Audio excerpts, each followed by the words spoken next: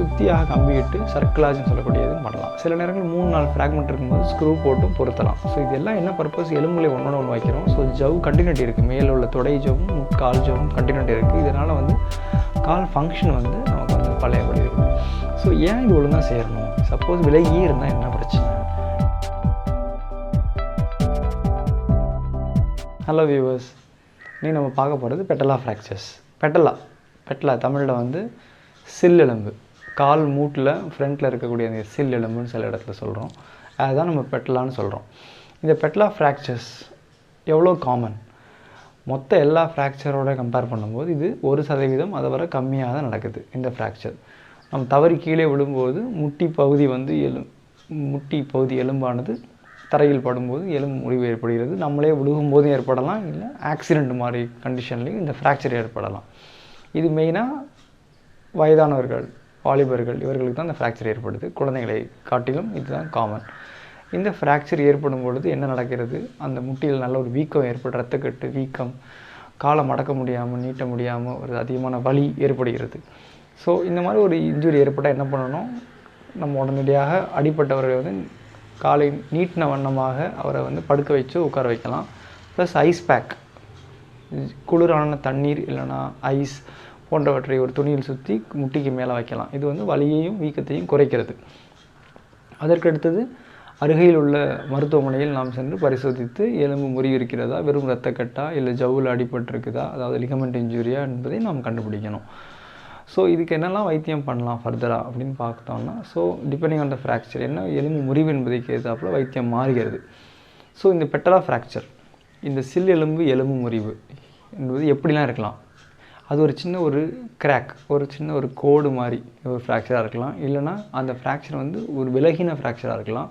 அந்த விலகின ஃப்ராக்சர் வந்து 2 விதத்தில் இருக்கலாம். ஒன்று டிரான்ஸ்வர்ஸ், அதாவது சாய்ந்த கோடு மாதிரி அப்படி இருக்கலாம். இல்லைனா வந்து வெர்டிக்கல், அதாவது செங்குற்றான அந்த மாதிரி கோடாக இருக்கலாம். இப்படி இருக்கலாம், இல்லை இந்த மாதிரி இருக்கலாம். ஸோ இந்த மாதிரி ஃப்ராக்சர்ஸ் இருக்கலாம். இன்னொன்று நொறுங்கி போய் கம்யூனிட்டட் அந்த மாதிரி ஃப்ராக்சர் ஏற்படலாம். சில நேரங்களில் காயங்களோட ஃப்ராக்சர் ஆகிருக்கலாம். ஸோ இந்த மாதிரி பலவேறு விதங்களில் ஃப்ராக்சர் ஏற்பட வாய்ப்புள்ளது. இல்லைனா அந்த எலும்பு, இந்த பெட்டலா எலும்பானது ஒரு முக்கோண வடிவில் இருக்கும். அந்த கூம்பு வடிவு அப்பெக்ஸ் வந்து கீழே இருக்கும். ஸோ ஏதாவது ஒரு சிப் ஃப்ராக்சர், நுனியில் மட்டும் உடஞ்சிருக்கலாம். ஸோ மாதிரி வேறு பல வகைகளில் இந்த எலும்பு முறிவு ஏற்படுகிறது. கூட என்ன நடக்கலாம், இதற்கு கூட என்ன நடக்கலாம்னு பார்த்தோம்னா, சைடில் அருகில் உள்ள லிகமெண்ட்ஸ், ஜவ்வுகளில் அடிபட்டிருக்கலாம். ஸோ அந்த மாதிரி சுச்சுவேஷனும் இருக்கலாம் இதோட அசோசியேட்டடாக. ஸோ இதை நம்ம கண்டிப்பாக பரிசோதனையில் தெரிஞ்சுக்கணும். காமனாக எக்ஸ்ரே, சில நேரங்களில் ஸ்கேன், இது மாதிரி பண்ணி நம்ம இந்த முறிவை கன்ஃபார்ம் பண்ணிக்கலாம். இதற்கு வைத்தியங்கள்னு பார்த்தோம்னா பிரேஸ் இல்லைன்னா பிஓபி, அதாவது மாவுக்கட்டு இல்லைனா சின்ன அட்டை வடிவிலான சில கட்டுகள். இதை வந்து கன்சர்வேட்டிவ் மேனேஜ்மெண்ட்னு சொல்லுவோம். அறுவை சிகிச்சை இல்லாமல் பண்ணக்கூடிய வைத்தியங்கள். இந்த மாதிரி வைத்தியம் பண்ணும்போது பல நேரங்களில் எலும்பு அருமையாக சேர்ந்து விடுகிறது. ஸோ எலும்பு என்ன மாதிரி உடைந்திருக்கிறது அதை பார்த்து அதற்கேற்றாப்புல வைத்தியம் பண்ண வேண்டும்.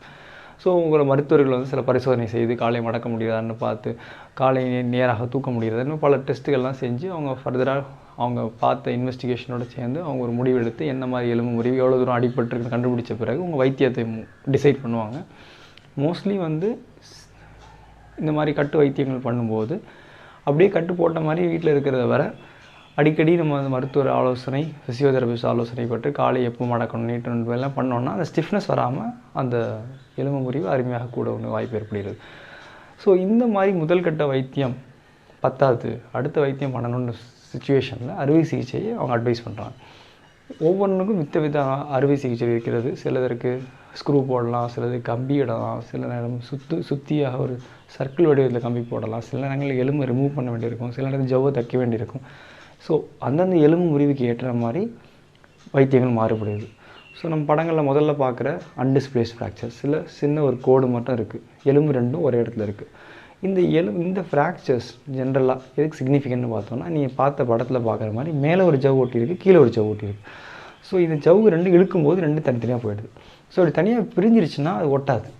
ஸோ இந்த மாதிரி சிச்சுவேஷனில் தான் நேரங்களில், அதாவது டிஸ்பிளேஸ்மெண்ட்டுடைய விலகல் வந்து சில மில்லிமீட்டர்கள் தாண்டும் போது அதே போது ஒட்டுறதுக்கான வாய்ப்புகள் குறைந்து விடுது. ஸோ அதை நம்ம ஒன்றா வச்சு நம்ம சேர்க்க வேண்டிய கட்டாயம் ஏற்படுது. இன்னொரு டைப் ஃப்ராக்சர் பார்த்தோன்னா, ரெண்டாவது தான் பார்த்தா டிஸ்பிளேஸ்ட். நீங்கள் பார்க்குற படத்தில் பார்க்குற மாதிரி விலகி இருக்குது ஃப்ராக்சர். ஸோ அந்த விலகி இருந்துச்சுன்னா அது நேராக வைத்து கட்டு போட பிறகும் அது பிறகு விலகியே இருக்கிற மாதிரி சுச்சுவேஷனில் நம்ம அதை சரி பண்ணணும்.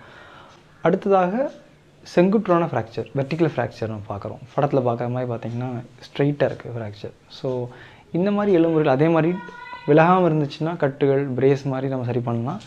விலகி இருக்க பட்சத்தில் வைத்தியங்கள் மாறுபடுது. சில நேரங்கள் ஸ்க்ரூ போட்டு ஃபிக்ஸ் பண்ணலாம். ஸோ அகைன் இது வந்து அந்த எலும்பு முறிவுக்கு ஏற்றார் போல் மருத்துவரின் ஆலோசனை நம்ம அணுகி வைத்தியம் பண்ணி கொண்டு வேணும். அதுக்கு அடுத்தது பார்க்குறது வந்து கம்யூனிட்டட், பல பீஸாக நொறுங்கி இருக்கிற ஃப்ராக்சர். ஸோ இந்த மாதிரி இருக்கிறது அதே மாதிரி ஒட்டி இருக்கலாம், விலகி இருக்கலாம். ரொம்ப மோசமாக இருக்கிற சுச்சுவேஷனில் அதை ஒன்றாக சேர்க்க முடியாத சுச்சுவேஷனில் எலும்புகளை அதை ரிமூவ் பண்ணிவிட்டு எடுத்து விட்டுட்டு செவுகளை மட்டும் தைக்கக்கூடிய சுச்சுவேஷன் ஏற்படலாம். இதுக்கு பேர் பெட்டலெக்டமின்னு சொல்லுவோம். இது பார்ஷியல், டோட்டல் இந்த மாதிரி ஒரு வைத்தியம் இருக்கிறது. இரண்டாவதாக இதே ஃப்ராக்சருக்கு சுத்தியாக கம்பிவிட்டு சர்க்குலாஜ்னு சொல்லக்கூடியதும் பண்ணலாம். சில நேரங்கள் 3-4 ஃப்ராக்மெண்ட் இருக்கும்போது ஸ்க்ரூ போட்டும் பொருத்தலாம். ஸோ இதெல்லாம் என்ன பர்பஸ், எலும்புகளை ஒன்று வைக்கிறோம். ஸோ ஜவ் கண்டினியூட்டி இருக்குது, மேலே உள்ள தொடை ஜவ்வும் கால் ஜவ்வும் கண்டினியூட்டி இருக்குது. இதனால் வந்து கால் ஃபங்க்ஷன் வந்து நமக்கு வந்து பழையபடி இருக்குது. ஸோ ஏன் இது ஒழுங்காக செய்யணும்? சப்போஸ் விலகியே இருந்தால் என்ன பிரச்சனை?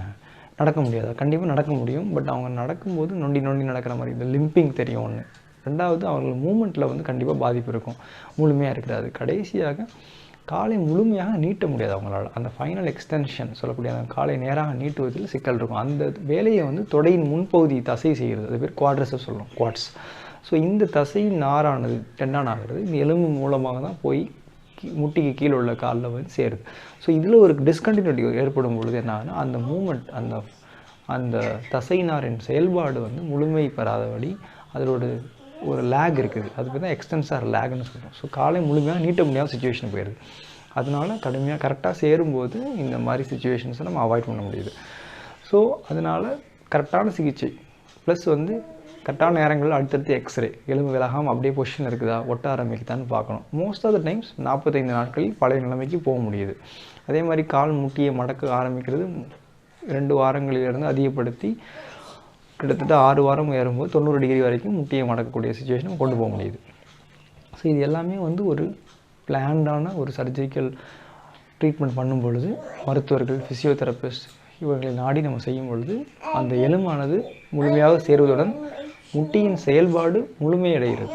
ஸோ அதனால் வந்து இந்த பெட்டலா எலும்பையும் பொறுத்தவரை எலும்பு முழுமையாக கூடுவது எவ்வளவு முக்கியமோ அதே போல் முட்டியின் செயல்பாடு, காலை நீட்டுவது, மடக்குவது, அதன் செயல்பாடு முழுமையடைய வேண்டியதும், மற்றபடி இறுக்கம் ஸ்டிஃப்னஸ் ஏற்படாமல் தடுக்க வேண்டியது, இந்த மாதிரி ஒரு பல விஷயங்கள் வந்து இதோட சேர்ந்து நம்ம சரி பண்ண வேண்டியிருக்கு. முட்டியானது வந்து ஒரு முக்கியமான ஜாயிண்ட் நமக்கு தெரியும். ஸோ இந்த மூட்டு ஃபங்க்ஷன் வந்து இந்த எலும்பு வந்து கண்டிப்பாக ஒழுங்காக சேராத பட்சத்தில் அதை பாதிக்குது. இதனால் நம்ம ஓடுறது எல்லாத்தையும் பாதிப்படைகிறது. அதனால் இந்த ஒரு பெட்டில் ஒரு சிறு எலும்பாக இருந்தாலும் ஃப்ராக்சர் ஆகிறது ரொம்ப கம்மி நேரங்கள் இருந்தாலும் இதுக்கான வைத்தியம் கரெக்டாக செய்ய வேண்டியது நம்ம பழைய நிலைமைக்கு திரும்புவதற்கு நம்ம ஹெல்ப் பண்ணுது.